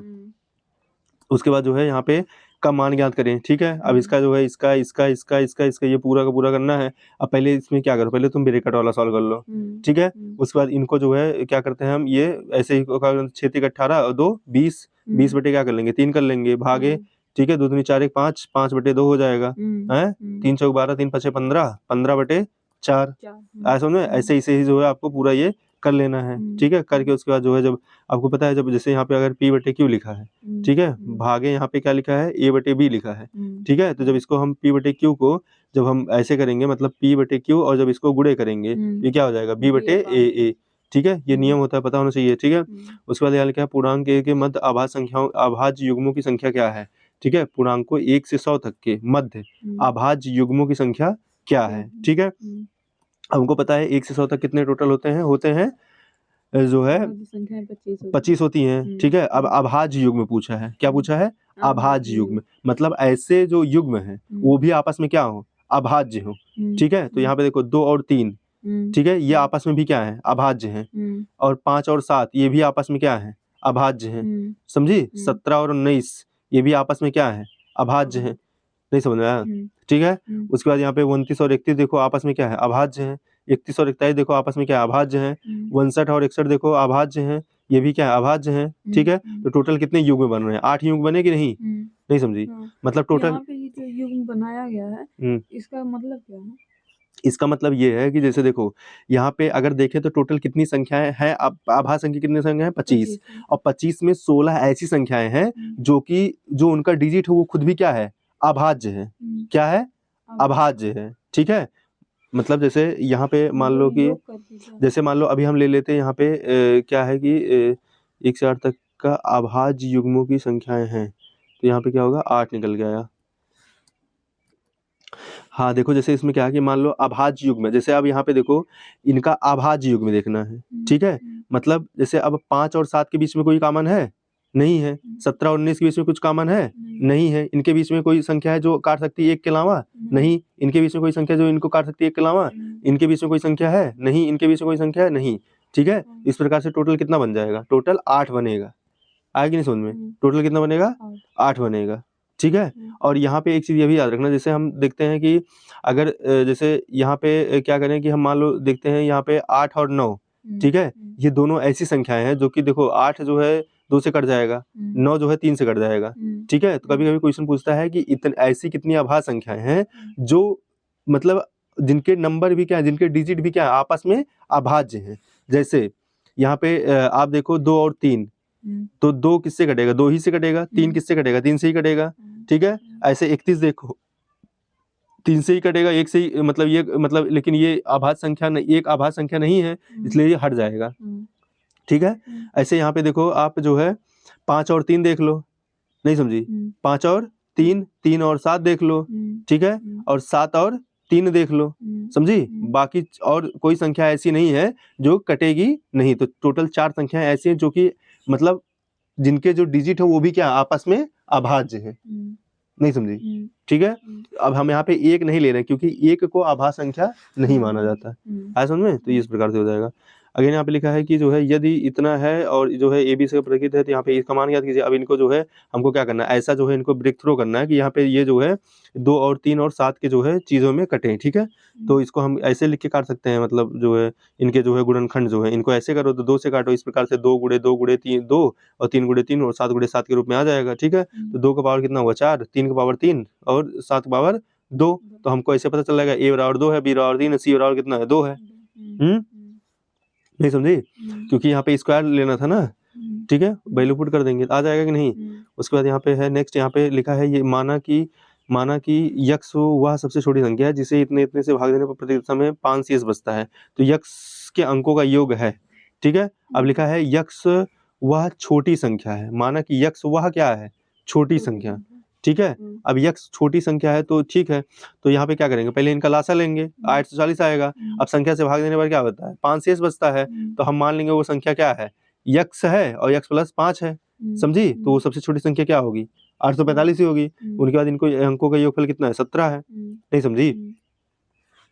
ठीक है, क्योंकि जैसे हमको यहाँ पे क्या करना है कि यहाँ पे जो सबसे छोटी संख्या जो निकालनी है वो उनका क्या होता है, लासा ही होगा, ठीक है। नहीं समझी? क्योंकि ये संख्या जो 840 है ये 35 से भी कटेगा, 28 से भी कटेगा, 20 से भी कटेगा, 12 से कटेगा और 8 से कटेगा। इससे छोटी संख्या भी कोई नहीं है जो इन सबसे कटे। नहीं समझी? उसके बाद अब सबसे जब ये कट रहा है, इसमें जब हम 5 और ऐड कर देंगे, इसका मतलब सब 5 जो है क्या शेषफल छोड़ के जाएंगे। नहीं समझी? हैं? अब यही अगर मान लो अब यही कह देता कि जो है 4 अंक की छोटी से छोटी संख्या, 4 अंक की छोटी से छोटी संख्या, तब इसका हम पहले क्या करते, मतलब इसको हम 4 अंक में कन्वर्ट करते, आएगा नहीं समझ में, इसका दुगना कर देते, तो दुगना कर देते तो वो भी 4 अंक हो जाता, तो वो छोटी छोटी संख्या, उसमें ये नहीं बोला था हमें 2 अंक की चाहिए, 3 अंक की चाहिए, 4 अंक की चाहिए, ठीक है। तो ये चीजें हैं, ठीक है, क्योंकि उससे कोई छोटी संख्या हो ही नहीं सकती है, ठीक। संख्याएं इतने इतने प्रत्येक में से कौन सी संख्या घटाई जाए ताकि वो इस प्रकार के क्रम में प्राप्त संख्या क्या हो, समानुपाती हो जाए, ठीक है। अच्छा क्वेश्चन है, यहाँ पे लिखा देखो। अब यहाँ पे क्या है कि यहाँ पे इस प्रकार के प्रश्नों के माध्यम से हल करने का उचित होता है, ठीक है। अब विकल्प से इनको हल करो, किससे, विकल्प से हल करो, ठीक है। तो यहाँ पे 50 - 17 करो, कितना आ रहा है 33, 33, ये अब इसको देखो तो यहाँ पे क्या है 3:4, 3:4, ठीक है। ये क्या है 33/44 आया, और यहाँ पे 75/4 ये भी क्या आ गया। इस प्रकार से जो है हम इसको घटा के कर लेंगे, ठीक है। यहाँ पे क्वेश्चन क्या था, संख्याएं में से प्रत्येक में से कौन सी संख्या घटाई जाए ताकि इस प्रकार इस क्रम में प्राप्त संख्या क्या हो, आपस में समानुपात में हो जाए, ठीक है। समानुपात में क्या होता है कि देखो समानुपात में जैसे यहाँ पे 3:4 आया, ठीक है। उसके बाद समानुपात में क्या आया कि यहाँ पे 3:4 आया ना, तो समानुपात में क्या होता है, इनका गुणनफल और इनका गुणनफल आपस में क्या होता है, बराबर होता है। अभी कल फार्मूले में बताया था, याद आया कुछ, कि इनका गुणनफल और इनका गुणनफल क्या होता है, बराबर होता है। जैसे अगर ये ए है और ये बी है, ये सी है और ये डी है, तो ए गुणे बी, ए गुणे डी, ठीक है, और यहाँ पे बी गुणे सी, ये आपस में क्या होते हैं, बराबर होते, बी सी गुणे यहाँ पे ए डी, है कि नहीं समझ में। तो ये चीज समानुपात का मतलब समझ में आया ना, समानुपात का मतलब ये था। इस प्रकार से हमको देखना है। अब यहाँ पे लिखा कौन सी संख्या घटाई जाए, ठीक है। अब घटाई जाए संख्या इसी में से दिया होगा, ठीक है। अब देखो यहाँ पे अगर मान लो हम यहाँ पे 50 में से जो है जैसे मान लो अगर 50 में से 23 घटा देते, ठीक है, 1961 में से 23 घटा देते तो भी नहीं आता, ठीक है। तो इस प्रकार से घटा के चेक कर लेंगे तो हमारा आंसर आ जाएगा, ठीक। ये भी बताना चाहिए। अब यहाँ पे लिखा है कि यहाँ पे एक राशि है ए बी सी इस प्रकार बांटी जाती है, ठीक है, कि ए का 4 गुना, बी का 6 गुना और सी का 9 गुना क्या है, बराबर है। तो ए और सी में अंतर ज्ञात कीजिए, ठीक है। अब ए का राशि कितना है 4x है, तो उनका रेशियो का अनुपात कितना हो जाएगा, इतना हो जाएगा। तो इसकी 4x, इसकी 6x, इसकी है, इन सबका योगफल कितना है 1710 है। सही है ना। उसके बाद यहाँ पे जो है x वैल्यू कितना आ गई 90 आ गई। तो यहाँ पे ए की, बी की, सी की सबकी राशि पता चल गई। उसके बाद इन दोनों में अंतर निकाल लेंगे। तो ये क्वेश्चन लगाने का तरीका पता चला। तो पहली बात तो जो है जितना जितना गुना दिया हुआ है हम जान लेंगे, हाँ ये उनका क्या है, रेशियो है। नहीं समझी। तो ए बी सी का रेशियो इस प्रकार से निकल आएगा, हो जाएगा। यहाँ पे अगर लिखा है टोकरियों और ए और बी में फलों की संख्या कितना है, इतना है का अनुपात है। यदि टोकरी ए में से 6 फल निकालकर टोकरी बी में डाल दी जाए तो यहाँ पे ये हो जाता है, ठीक है। तो हमने मान लिया इनका जो है ये कितना है 7x अपान कितना हो जाएगा 9x, ठीक है। इसमें क्या किया जाता है, यदि टोकरी ए में से 6 फल -6 कर दो, ठीक है, और इसमें क्या कर दिया जाता है, निकाल कर टोकरी बी में डाल दिया जाता है। इसमें +6 हो जा रहा है, इसमें कितना हो जा रहा है +6, यही तो हो रहा है। ये बराबर किसके हो जा रहा है 1/3 के। अब इसी को सॉल्व कर लेंगे, आएगा नहीं समझ में, है देखो यही तो होगा। तो 7x - 6 अपन ये हो जाएगा, इसको सॉल्व कर लो, x बराबर कितना आ जाएगा 2 आ जाएगा, ठीक है। वैल्यू पुट कर दो, ये आपका कितना आया 14 + 18 कितना आया 32, सही है। अब यहाँ पे जो है त्रिभुज ABC और यहाँ पे उभयनिष्ठ आधार पर AB, मतलब तुमको कुछ भी बताया जा रहा है, हम हर चीज तुमको समझ में आ रहा है, लेकिन अभी जब खुद लगाना पड़ेगा तब तुम्हारा जो है दिमाग काम करना बंद कर देता है। कुछ भी पूछो समझ में आ रहा है, हाँ हूँ, अभी जो है पूछ लो कि हाँ कैसे लगा क्या कैसे, तब उसी में जो है ये हो जाएगा कि नहीं समझ में आया। जहाँ नहीं समझ में आ रहा तो उसको सीधे पूछ लिया करो, हाँ नहीं समझ में आया। अगर यहाँ पे है त्रिभुज ABC और यहाँ पे त्रिभुज AD का उभयनिष्ठ आधार AB है और यहाँ पे दोनों त्रिभुज हैं, तो AB की एक और स्थित है, यहाँ पे AB जो है परपेंडिकुलर है AD, मतलब DA परपेंडिकुलर AB और जो है इतना परपेंडिकुलर इतना इतना है, तो इनमें कौन सा सत्य है। अब यहाँ पे पहली बात तो जो जैसे फिगर कह रहा है वैसा बना लो और इसमें जो है क्रॉस चेक कर लो कि हाँ इसमें जो है कौन, इसमें जो है किसके अकॉर्डिंग कौन सा इसमें सही होगा। तो यहाँ पे ये चीज़ हमको ध्यान देना पड़ेगा। आगे लिखा है यहाँ पे the side of the four triangle are given, उससे कौन सा इसमें राइट एंगल, राइट एंगल का मतलब क्या था, जिनकी दो भुजाओं का योगफल तीसरी भुजा के क्या है बराबर है, यही तो था है। अब यहाँ पे देखो ध्यान से समझो, जैसे मान लो यहाँ पे 24 है ना, तो 24 का स्क्वायर लगभग कितना होगा, 25 के स्क्वायर के आसपास होगा, यही तो होगा। कितना होगा 25 के स्क्वायर कितना होता है, 25 का स्क्वायर कितना होता है 625, यही तो होगा। उसके बाद मान लो अभी 25 का स्क्वायर तुमको नहीं पता एग्जैक्टली, ठीक है, तो हम ये बता रहे हैं। उसके बाद अब 22 का जो स्क्वायर है वो क्या होगा, 22 का जो स्क्वायर होगा वो 20 के स्क्वायर प्लस होगा, तो 20 का स्क्वायर कितना होता है लगभग 400 है, और इसका भी स्क्वायर कितना होगा लगभग जो है यहाँ पे 400 होगा है, नहीं समझी। तो यहाँ पे ये तो कभी पॉसिबल नहीं हो पाएगा क्योंकि 800 ज्यादा हो जा रहा है। दूसरा यहाँ पे कंडीशन देख लेते हैं, यहाँ पे 61 वाला, ठीक है, 61 का जो स्क्वायर होगा, ठीक है, वो जो भी होगा वो 60 का स्क्वायर, ठीक है, और 61 का। अब यहाँ पे देखो ध्यान से 60 का स्क्वायर तो लगभग कितना हो गया 3600 है, 3600 क्या लगभग क्या 3600 ही होगा। 11 का स्क्वायर कितना होगा 121 होगा, सही है हैं? और 61 का स्क्वायर कितना होगा 3600 प्लस होगा, तो कहीं ना कहीं इसमें ज्यादा सिमिलरिटी दिख रही नहीं, इसको क्रॉस चेक कर लो, ठीक है, तो आपको मिला क्या, यही वाला आपका आंसर क्या हो जाएगा, सही हो जाएगा। इस प्रकार से हम थोड़ा सा चेक भी कर सकते हैं, ठीक है, नहीं समझी। हाँ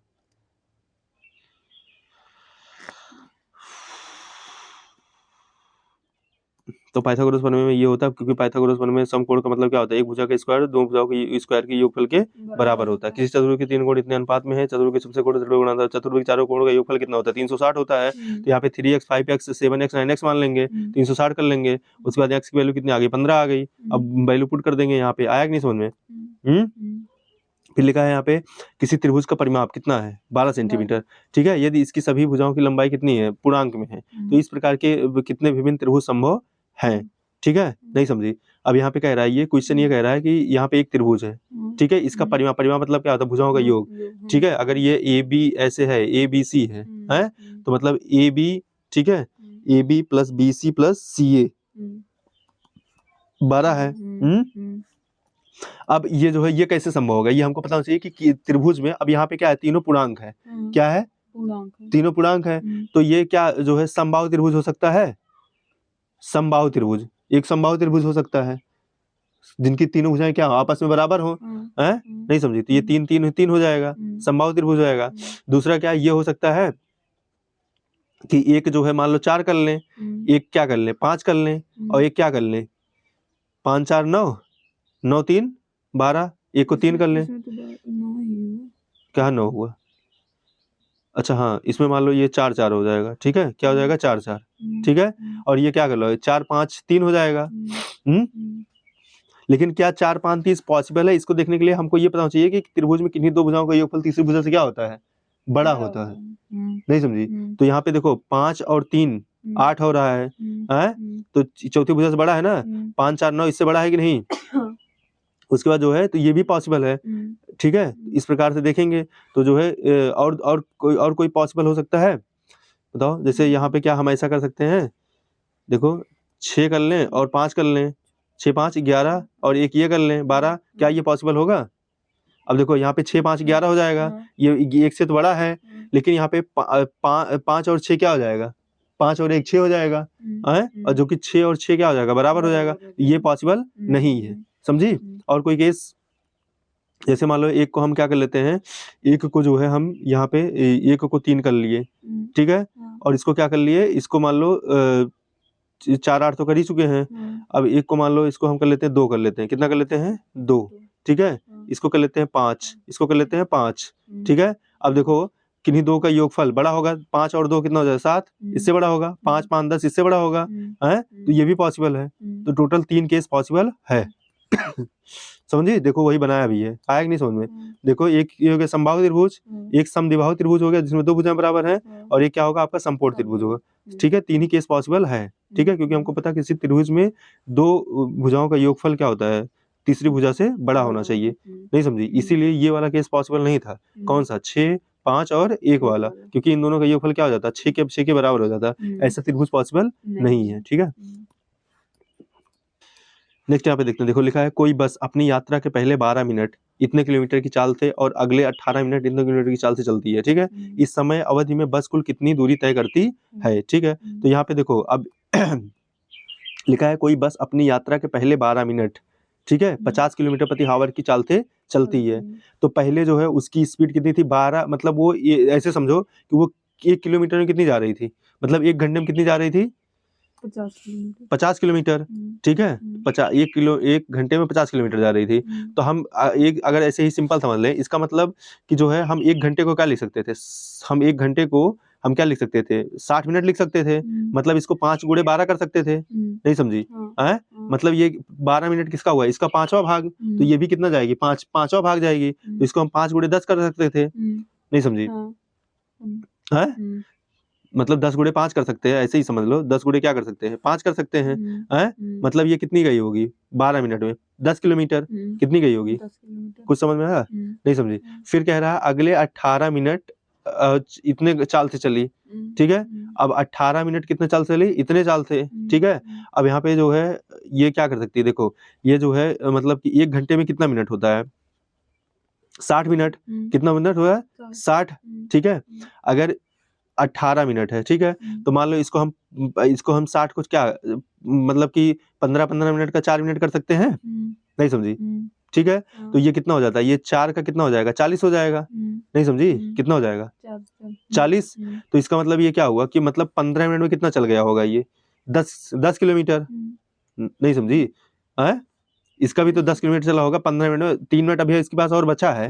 ठीक है, तो 10-20 किलोमीटर हो गया। अब मतलब इसका मतलब क्या? वो 20 किलोमीटर प्लस ही चला है। कितना है? 20 किलोमीटर प्लस चला है। अब ये तो 20 किलोमीटर आंसर नहीं होगा। अब कितना प्लस चला? 20 किलोमीटर। वो देखो अभी तुम्हारे पास 3 ऑप्शन आ गए ना। अब यहाँ पे अगर देख लेते हैं हम, तो अब हमारे पास अभी कितना था? 3 मिनट बचा था। कितना बचा था? 3 मिनट। ठीक है, और जबकि वो 15 मिनट में कितना जा रहा है? 15 मिनट कितना जा रहा था? 10 किलोमीटर।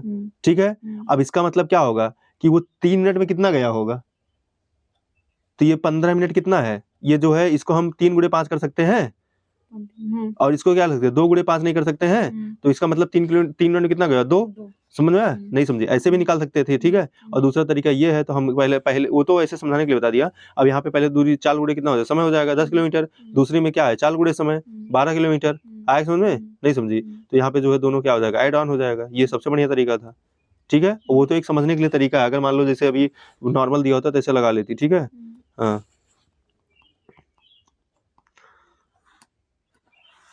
अब देखो यहाँ पे नेक्स्ट क्वेश्चन है, किसी घनाभ का कुल पृष्ठीय क्षेत्रफल जो है 194 मीटर स्क्वायर है। ठीक है, यदि इसकी लंबाई 8 मीटर तथा चौड़ाई से तो इसका आयतन जो है मीटर में बताइए। ठीक है, घनाभ का कुल पृष्ठीय क्षेत्रफल, घनाभ का पृष्ठीय क्षेत्रफल क्या होता है? यहाँ पे 2 इंटू LB/BH और HL होता है। ये जो है घनाभ का 194 सेंटीमीटर दिया है। अब लिखा घनाभ का कुल पृष्ठीय क्षेत्रफल, यही फार्मूला होता है, याद होना चाहिए। ठीक है, अब यहाँ से हमको पता चल गया कि जो है इनकी जो है कितना निकल के आया। यहाँ पे हमें हर एक की वैल्यू पता चल जाएगा। यच की वैल्यू कितनी है, क्या कैसे। ठीक है, तो यहाँ पे जो है उसके बाद हमें जो है इसमें घनाभ का आयतन क्या होता है? L गुणे B गुणे H होता है। इसी में वैल्यू पुट कर देंगे, ये निकल के आ जाएगा। ठीक है, इसमें हम फिर से बता रहे हैं, इसमें एक चीज आपको दिया रहेगा, उसके थ्रू आप वैल्यू निकालो। जैसे यहाँ पे लंबाई दिया, चौड़ाई दिया है, आपको ऊंचाई निकालना था, क्योंकि आयतन में ऊंचाई का यूज होता। ठीक है, लंबाई गुणे चौड़ाई गुणे ऊंचाई होती ना, तो पहले ऊंचाई आप यहाँ से निकालो, क्योंकि क्षेत्रफल दिया हुआ है, क्षेत्रफल निकालने के लिए ऊंचाई का यूज किया गया होगा। नहीं समझी? तो वहां से हमको ऊंचाई पता चल जाता। नहीं समझ में आ रहा कुछ? तो ठीक है, तो यहाँ पे ये चीजें देखो, यहाँ पे जो है ऊंचाई का यूज, यहाँ पे ऊंचाई का मान रखा होगा तभी तो उसको पता चला होगा। तो यहाँ से हमको ऊंचाई का मान पता चलेगा, फिर ऊंचाई का मान वहां पे यूज कर लेंगे। नहीं समझी? इसका मतलब ऐसे ही है कि तुमने किसी से पैसा उधार लिया है। ठीक है, फिर अब उसको भरपाई करने के लिए तुम किसी दूसरे से पैसा उधार लेके फिर उसको दे रहे हो। समझे? तो वैसे ही है यहाँ पे। नेक्स्ट यहाँ पे है जो है किसी समलंब का जो है क्षेत्रफल इतना सेंटीमीटर स्क्वायर है, उसका शीर्षलंब 7 सेंटीमीटर है और समांतर भुजाओं में से एक भुजा दूसरी भुजा से 6 सेंटीमीटर अधिक लंबी है, तो कुल भुजा की लंबाई जो है सेंटीमीटर में है। ठीक है, अब समलंब का क्षेत्रफल दिया है। ठीक है, उसका शीर्षलंब दिया है इतना, समांतर भुजाओं का अभी हम लोगों ने देखा था समलंब का जो है क्षेत्रफल वाला क्या होता था? हाफ इंटू भुजाओं का योगफल और गुणे क्या होता है? उसकी जो है ऊंचाई होती थी। यही तो था। अब समलंब का क्षेत्रफल जो है इतना है, बराबर कितना है? 105 है ना। अब उसका शीर्षफल 7 सेंटीमीटर और समांतर भुजाओं में से एक भुजा की जो है शीर्षलंब कितना है? यहाँ पे H बराबर कितना है? H बराबर 7 है। यही तो है, हाँ, और भुजाओं में से अधिक लंबी है। तो अगर दूसरी यक्स थी और तो अगर मतलब पहली यक्स है तो दूसरी क्या हो जाएगी, x + 6, यही तो होगा, ठीक है। तो भुजा की लंबाई यही सॉल्व कर लो, नहीं समझी, ये x + 6 है ना, तो कितना हो जाएगा, 2x + 6 हो जाएगा, कितना, 2x + 6 हो जाएगा, और 2 से कट जाएगा तो यहाँ पे कितना आएगा, x + 6 आ जाएगा। अरे भाई x और x + 6 है ना, नहीं समझी भाई, ये पूछा है कि अगर पहली वाली से 6 सेंटीमीटर लंबी है तो पहली मैंने x माना है, तो दूसरी कितनी होगी, x + 6 होगी ना, नहीं समझी। हाँ, तो समझ जाया करो तुरंत। उसके बाद जो है यहाँ पे क्या है, 105 है इक्वल टू कितना हो जाएगा तुम्हारा, अब यहाँ पे क्या आएगा, ये आएगा, यहाँ पे 2x प्लस कितना आता है, 6 आता है, और बाहर कितना था, 1/2 था, इंटू कितना है, 7 है, तो यहाँ से 2 कॉमन ले सकते हैं, 2 से 2 कट जाएगा, यहाँ पे x प्लस कितना आएगा, 3 आएगा, बराबर कितना आएगा, 7 आएगा, नहीं समझी। तो यहाँ पे कितना हो जाता है, ये जो है 7x है, बराबर नहीं, इंटू है, हाँ इंटू है, ठीक है। या फिर सीधे क्या करो, यहाँ पे जो है, यहाँ पे अगर डिवाइड कर दो, है डिवाइड कर दो तो कितना हो जाएगा, 7 करने में 7, यहाँ पे आया, और 7 5 35, 15 7 105, 15 आ गया, तो x बराबर कितना आ जाएगा तुम्हारा, 12 आ जाएगा, कितना आएगा, 12 आ जाएगा, समझी। और 12 जो है छोटी भुजा हो गई, बड़ी भुजा कितनी हो जाएगी, 12 + 6 18 आएगा, नहीं समझ, सिंबल ऐसे निकाल लेंगे तो यहाँ पे वही पूरा करा हुआ है, ठीक है। अब यहाँ पे क्या, समांतर भुजाओं का योगफल गुणे इसलम, यही तो था, x + 6, ठीक है, नहीं समझी। इस प्रकार से जो है ये कर लेंगे, ये देखो थोड़ा बड़ा कर लिए हैं, सिंपल से कर लो, यहाँ पे 2 कॉमन ले लेती तो यहाँ पे x + 3 हो जाता, कट जाता ये, और 7 से इधर डिवाइड कर देती, यहाँ पे कितना आ जाता तुम्हारा, 15 आ जाता, 15/x प्लस कितना हो जाता तुम्हारा 3, x बराबर कितना आ जाता, 12 आ जाता, और जो है बड़ी भुजा कितनी हो जाती, x + 6 थी तो 12 नहीं समझी। फिर लिखा है आधार के 3 सेंटीमीटर वृत्त बेलन का जो है वक्र पृष्ठीय क्षेत्रफल। अब यहाँ पे क्या है कि आधार की 3 सेंटीमीटर त्रिज्या वाले एक लंब वृत्तीय बेलन का वक्र पृष्ठीय क्षेत्रफल इतना है, ठीक है। बेलन का जो है आयतन सेंटीमीटर में है, ठीक है। बेलन का आयतन क्या होता है, πr² h होता है, ठीक है। अब यहाँ पे पूछा है क्या है, इसका जो है r दिया हुआ है, ठीक है, 3 है।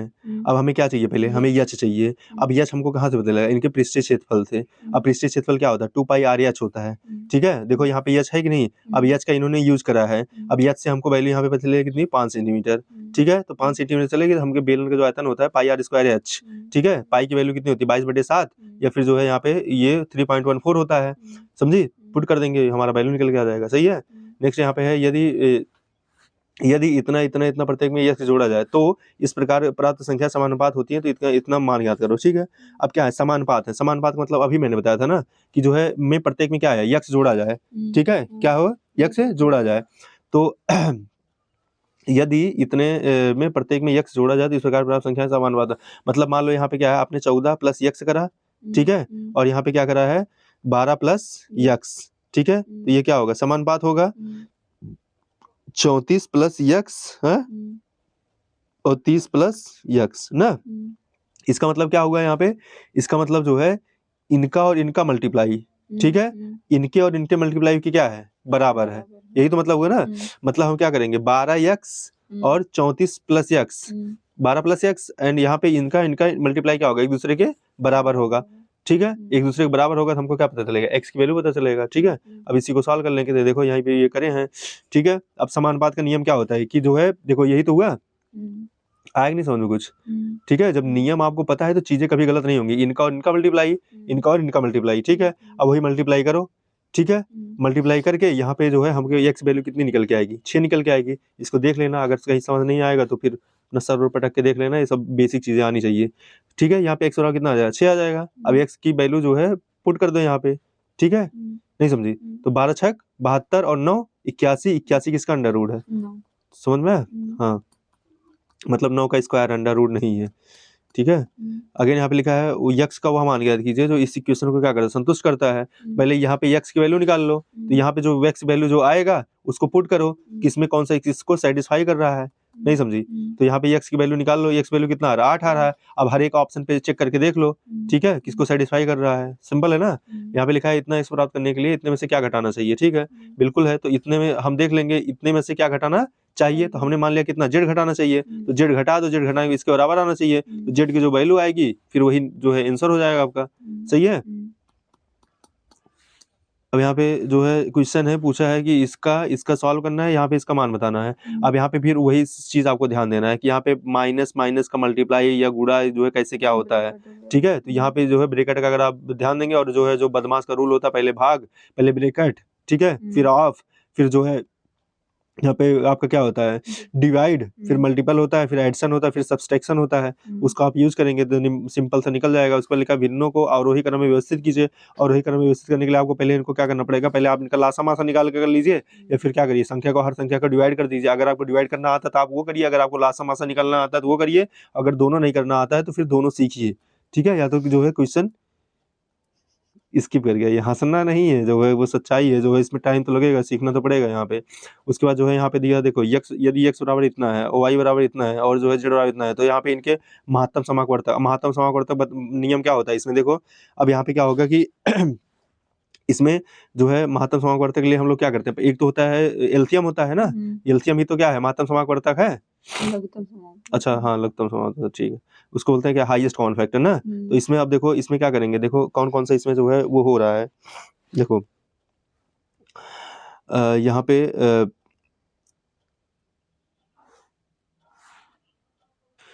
अब इसका निकालने का नियम ये होता है कि हर एक संख्या का, ठीक है, हर एक संख्या का हम देखते हैं कि तीनों में से जो लीस्ट पावर होगा वही जो है हम सेलेक्ट कर लेते हैं। जैसे देखो 2 का तीनों में सबसे कम पावर किसमें है, ये वाला है, 2 पावर 2 है। और 3 का अगर देखो सबसे ज्यादा लीस्ट पावर कौन सा है, 3 पावर 2 है, ठीक है। और 5 का सबसे लीस्ट पावर कौन सा है, 5 पावर 2 है, समझी। और 7 का सबसे लीस्ट पावर कौन सा है, 7 पावर 3 है। तो यही जो है आपका निकालेंगे तो यही क्या हो जाएगा, आपका लघुत्तम समाकवर्तक। आएगा नहीं समझ में, हाँ आएगा नहीं समझ में। तो ये जो है लघुत्तम समाकवर्तक, ठीक है।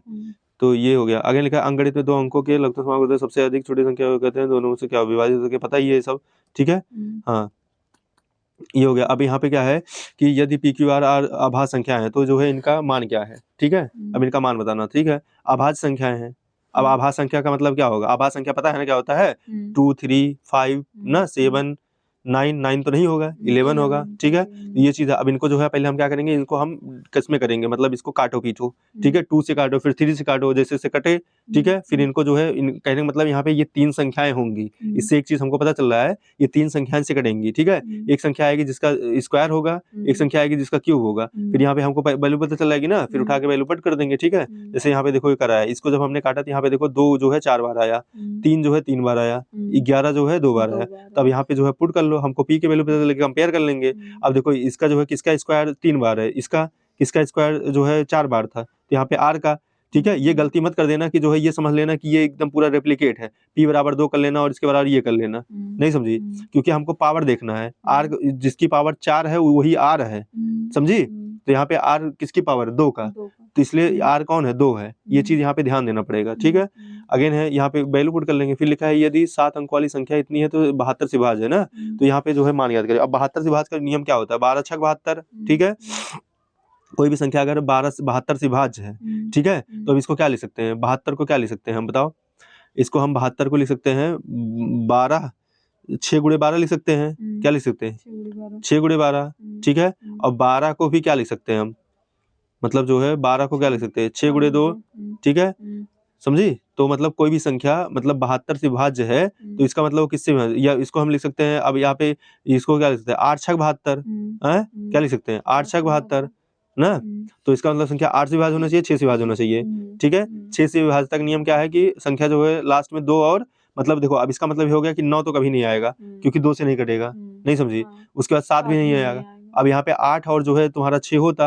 अब इसके बाद जो है आप तुमको पता है कि जो है यहाँ पे 8 से भाज्य होना चाहिए ना, 8 से भाज्य होना चाहिए, तो तीनों की संख्या क्या होनी चाहिए, लास्ट वाली डिजिट 8 से विभाजित। हाँ, तो यहाँ पे 8 से अगर विभाज्य करोगी तो यहाँ पे 8 से भाज्य करो ना, तो 8 28 64 होता है, तो 8 सते 56, ठीक है। यहाँ पे कितना आया 2 निकल के आया। अब 8 अगर यहाँ पे करोगे, ये कितना रखोगे तुम यहाँ पे जो है 8 सते 56 ना, तो कितना 58 है, ठीक है।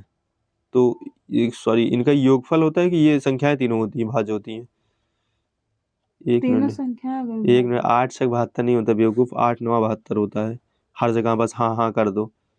बताओ मतलब मैंने बोल दिया कि 8 छक 72, तो तुमने भी अब ऐसे बोल दिया, 8 9 72 होता है ना, इतना जो है मतलब वही है बेवकूफ़ी वाला। तो यहाँ पे क्या होता है कि जो है कोई भी संख्या 8 से विभाज्य है तब अंतिम 3 अंक से होते हैं 8 से विभाज्य होते हैं, ये प्रकार से करना पड़ेगा। उसके बाद जो है 9 की विभाज्यता का नियम क्या होता है कि जो है यहाँ पे 9 से विभाज्यता का नियम वही 3 वाला विभाज्यता का नियम है कि अंकों का योग क्या होना चाहिए, विभाज्य होना चाहिए, यही तो है। अब यहाँ पे ये वैल्यू पुट करेंगे तब आएगा नहीं समझ में। 8 से कितना होता है, 8 से 48 होता है, समझ में आया। बस जो भी बोल दो सीधे हाँ हूँ कर देना, तुम जो है तुमको दिमाग लगाना नहीं है, तुमको तो पता है कि हाँ एकदम जो भी बता रहे एकदम 100% सही है। उसमें भाई जो है बोलते समय मिस्टेक हो सकता है ना, तो उस पर ध्यान देना चाहिए कि हाँ सही बोल रहे हैं गलत बोल रहे हैं। ये लिखा है तो ट्रिक नहीं है। अब पाइथागोरस ट्रिक का मतलब क्या, दो भुजाओं का योग जो है तीसरी भुजा के क्या होता है, बराबर होता है। दो भुजाओं का मतलब दो भुजाओं के स्क्वायर का योग तीसरी भुजा के स्क्वायर के बराबर होना चाहिए, ठीक है। अब यहाँ पे समझना पड़ेगा इसमें कौन सा ट्रिक के अनुसार नहीं है। इसमें देखो इनका योग, इनके स्क्वायर का योग इसके बराबर है, इनके स्क्वायर का योग इसके बराबर है, इनके स्क्वायर का योग इसके बराबर है, समझी। इसमें ये इसके बराबर नहीं है, इसमें जो है तुमको हर एक का जो है रख के पता करना पड़ेगा। आएगा नहीं समझ में। अगेन यहाँ पे उस कोण का माप जिसके संपूरक का माप कोण के पूरक के माप कोण के क्या हो 4 गुना के बराबर हो। अब इसमें अब यहाँ पे माना कोण क्या यक्स है, ठीक है। दो कोण का संपूरक कोण क्या होता है, ये मतलब 180 माइनस एक्स होगा, ठीक है। मतलब दो संपूरक कोण जो होते हैं उनका योगफल कितना होता है 180 होता है, और जब पहला यक्स है तो दूसरा क्या होगा 180 माइनस एक ही तो होगा, नहीं समझी। अब माना संपूरक कोण के पूरक कोण का योग मान कितना है 90 डिग्री है, 90 माइनस एक्स है, तो इस प्रकार से ये जो है पूरा कर लेंगे 180 माइनस एक्स बराबर 4 इंटू 90 माइनस एक्स, तो यहाँ पे एक्स की वैल्यू कितनी आ जाएगी 60 आ जाएगी, ठीक है। इस प्रकार से जो है निकाल लेंगे यहाँ पे। अब यहाँ पे लिखा है यदि किसी त्रिभुज के कोणों का माप डिग्री में यक्स और जो है इतना है तो यहाँ पे वह त्रिभुज अवश्य होगा। तो यहाँ पे पहले अब भाई निकाल लो, हम निकाल लेंगे। तो यहाँ पे यक्स प्लस कितना है 3x प्लस 6 है, तो कितना हो जाएगा 6 9 हो जाएगा, 9 एक 10 10x हो जाएगा, 10x प्लस 20 इक्वल टू कितना होगा 180, यक्स बराबर कितना निकल के आएगा 16 आ जाएगा। अब यहाँ पे ये कितना आ जाएगा 16 हो गया, और ये कितना हो जाएगा 6 3 18 और 18 20 16 होगा, ये 6 नहीं 16 आएगा ना, 160 होगा ना, 160 बटे 10 करेंगे तो कितना आएगा 16 आ जाएगा।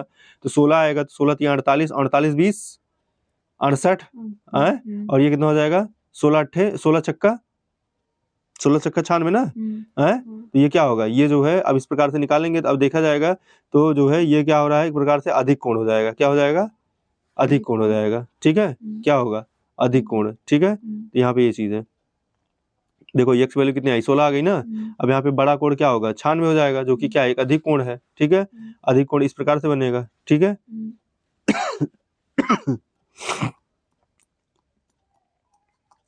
ये चीज जो है यहाँ पे बताना चाहिए, ठीक है। मतलब वही सेम चीज़ वहाँ पे बार बार वही क्वेश्चन जो है रिपीट हो रहा है, इसमें कुछ है नहीं। तीसरी भुजा का जो है ये भुजा का नियम अगर पता है तो निकल जाएगा। इसको ऑलरेडी कई बार कर चुके हैं कि स्थान भी इतना है तो आंकड़ों में देना है, तो वही चीज़ है और वही क्रम में करो, आगे चीज़ें आगे पीछे करो, ऐसा कुछ भी नहीं है कि चीज़ें इसको लगाने से। अब यहाँ पे देखो यहाँ पे लिखा किसी ये प्रोबेबिलिटी का सवाल है, किसी थैले में 3 सफ़ेद 2 नीली और 5 जो है लाल गेंदें हैं। थैले में यादृच्छा एक गेंद निकाली जाती है, निकाली गई गेंद लाल रंग की नहीं है, इसकी जो है प्रायिकता याद करो। तो पहली बार टोटल कितने हैं उसको देख लेंगे। देखो यहाँ पे कुल गेंद कितने हैं, यहाँ पे 3 व्हाइट हैं 2 ब्लू हैं 5 रेड है ना, तो टोटल कितने हैं, टोटल हैं 10, ठीक है। अब यहाँ पे जो है ये क्या है कि ये पूछा जा रहा है कि जो है मतलब कोई भी गेंद लाल रंग की नहीं है, ठीक है। तो मतलब जो इंसिडेंट है वो लाल रंग की नहीं है, ठीक है। तो लाल रंग की गेंद की होने की प्रायिकता क्या होगी निकाल लेंगे, मतलब कि टोटल है और ये हो गया। अब नहीं होगी तो 1 माइनस कर देंगे, नहीं समझी। पहले निकाल लेंगे कि इसकी प्रायिकता है क्या, और नहीं होगी तो क्या हो गया 1 माइनस हो जाएगी। 5 आया, ये जो है ये 5 है ना, रेड 5 है ना, देखो ये रेड का है 5 है ना, समझी। ठीक है। इस प्रकार से जो है निकाल लेंगे कि टोटल जो है घटनाएं हो रही हैं। अगेन यहाँ पे एक क्वेश्चन है लिखा है कि एक बैठक में सदस्यों में से 4/25 महिलाएं थी, वह सदस्यों का कितना परसेंट था, कितना प्रतिशत था, ठीक है। एक बैठक में सदस्यों में से, ठीक है, 4/25 क्या थी महिलाएं थी, क्या थी महिलाएं थी, तो यह सदस्यों का कितना प्रतिशत था, ठीक है। तो अगर जो है तो कितना मान लो सदस्य संख्या टोटल कितनी थी यक्स थी, ठीक है, कितनी थी यक्स थी, यक्स निकाल लो, या मान लो टोटल सदस्य संख्या कितनी थी 100 थी, अब सदस्यों में से 4/25 महिलाएं थी, तो इसका 4 क्या करो 25 करो, ठीक है। तो यहाँ पे 25 चौका 100 मतलब कितनी हो गई 16 महिलाएं थी, अब वो कितना परसेंट हो जाएगा 16% हो जाएगा, नहीं समझी, कितना हो जाएगा 16%, ठीक है। दूसरा तरीका था, अब तुम बोलो जो है क्यों 100 मान लिए, सीधे जो है यहाँ पे यक्स मानो, तो यक्स मान के भी कर लो, तो मान लो कितनी थी, यक्स थी, यक्स का कितना इतना इतना परसेंट, तो कितना हो जाएगा ये 4x अपान 25 है, नहीं समझी। अब इतना जो है महिलाएं हो गई, अब कितने में से, यक्स में से है, तो हम घटा देंगे यक्स माइनस 4x अपान जो है 25, ठीक। तो जो है क्या निकल के आएगा, नहीं एक सेकंड, अब इतना जो है कितना आया 4x अपान 25, ये क्या हो गई, महिलाएं हो गई। अब ये कितना किसका कितना परसेंट है, यक्स का, तो यहाँ पे हम क्या लिखेंगे, यहाँ पे लिखेंगे 4x अपान 25 है अपान यक्स और गुणे क्या 100, यही तो होगा। तो 25 चौका 100 है, नहीं समझी। तो 400 कितना आएगा 16 यक्स बटे यक्स, तो कितना आएगा 16%, नहीं समझी। दोनों तरीके से आ जाएगा, ठीक है। अगेन लिखा है एक दुकान ने अपनी कीमतों में 10% की क्या की, कमी की। एक सामान की नई कीमत क्या है जो पहले के 500 रुपए में बेची जाती थी, ठीक है। अब 500 में बेची जाती थी, 500 का 10% कितना होगा 50 है, तो कितने कम वो जो है नए रेट उसका कितना होगा 450, नहीं समझी। क्वेश्चन सही है ना, ठीक है। तो इस प्रकार से जो है यहाँ पे अब इजी क्वेश्चन है, मतलब 2018 का पेपर है, तो यहाँ पे क्वेश्चन बहुत इजी है। अब यहाँ पे जो है ये देखो यहाँ पे प्रोबेबिलिटी दिया है, एक सिक्के को 10 बार उछाला जाता है तो परिणामों पर अवकलित यहाँ पे ये जो है ये आता है, यह चित है, ये पट है ना, तो चित प्राप्त करने की संभावना क्या है, ठीक है। तो यहाँ पे चिट प्राप्त करने की संभावना क्या है, 10 बार उछाला जाता है और चिट कितनी बार आया यहाँ पे जो है, चिट मतलब कितना यच है, तो देखो यच 2 3 4 5 6, तो 6 बटे कितना हो जाएगा 10 है, 6 बटे 10 मतलब 3/5, आंसर कितना आएगा ए आएगा नहीं समझ में। इस प्रकार से जो है क्वेश्चन हो जाएगा ना। इसको सॉल्व करना है, सिंपल सी बात है। यहाँ पे जो है ये दिया हुआ है, इसको सॉल्व करना है, एक्स की वैल्यू निकालना है, तो आसानी से निकल जाएगा। यहाँ पे जो है 4/5 है और इतना इतना है, इसको करो, ये सॉल्व करो, यहाँ पे जो है कंपेयर कर लो दोनों का बराबर करके, ठीक है। तो यहाँ पे ये जो है निकल के आ जाएगी, एक्स वैल्यू आ जाएगी यहाँ पे। तो इस प्रकार के क्वेश्चन, अगर इस प्रकार के क्वेश्चन आते तब वैसे सॉल्व होगा। यहाँ पे द वैल्यू ऑफ इतना इतना है, इसका मान याद करो। अब जो है इसमें पहले तो जो है 121 को क्या लिख सकते हो, 11 लिख सकते हो, तो 11 प्लस हो जाएगा। अब यहाँ पे ये 81 आ जाएगा, कितना आ जाएगा 9 आ जाएगा। उसके बाद यहाँ पे करोगे तो कितना 100 हो जाएगा, मतलब कितना आएगा आंसर बी आ जाएगा, 10 आ जाएगा। आएगा नहीं समझ में। ये चीज़ है, एक पार्क में इतने पौधे व्यवस्थित किए जाते हैं ताकि जो है पंक्ति में पौधों की संख्या और पंक्तियों की संख्या के कैसे समान हो। प्रत्येक पंक्ति में पौधों की संख्या क्या होगी, कितनी है 784 है, तो इसका मतलब क्या है स्क्वायर के रूप में रखना है, तो इसका क्या करेंगे स्क्वायर के निकाल लेंगे। आएगा नहीं समझ में, कितना करेंगे स्क्वायर निकाल लेंगे, तो 784 है, तो यहाँ पे क्या करेंगे पीछे से जोड़ा बनाएंगे, ठीक है। अब ये आया तो इसके नियरेस्ट जो है स्क्वायर कौन सी है, 2 का होगा, है नहीं समझे। 2 बार ले जाएंगे तो फिर 2 यहाँ पे उड़ाएंगे, फिर 2 दूना 4 होगा, यहाँ पे 3 आएगा, पूरा 84 एक साथ उतरेगा, फिर यहाँ पे 4 होगा, है।